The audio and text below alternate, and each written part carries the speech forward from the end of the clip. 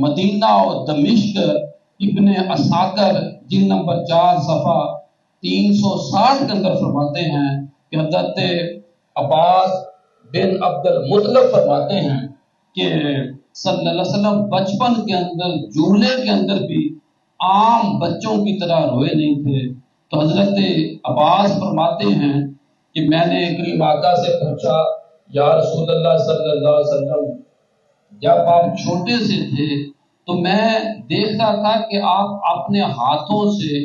چاند کو اشارہ کرتے ہیں، تو جو چاند ہے وہ آپ کے اشاروں پہ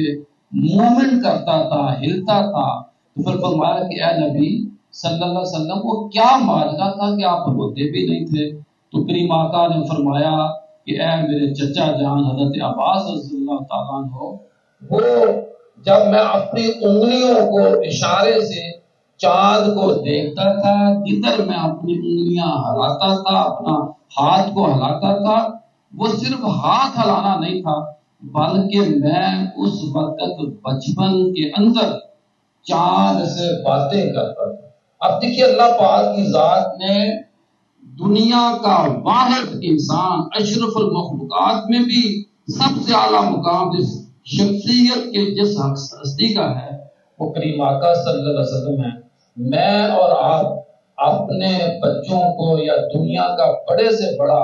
جو بادشاہ ہے وہ کوئی بھی کھلونا دے سکتا ہے،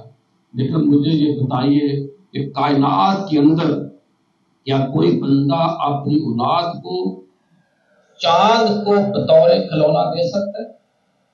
تو اللہ پاک کی ذات نے کریم آقا صلی اللہ علیہ وسلم کو کھلونے کے طور پہ چاند بھی دیا بچپن میں۔ تو اسی لیے اللہ نے فرمایا چاند جھک جاتا جدھر انگلی اٹھاتے مہد میں، کیا ہی چلتا تھا اشاروں پر کھلونا نور کا۔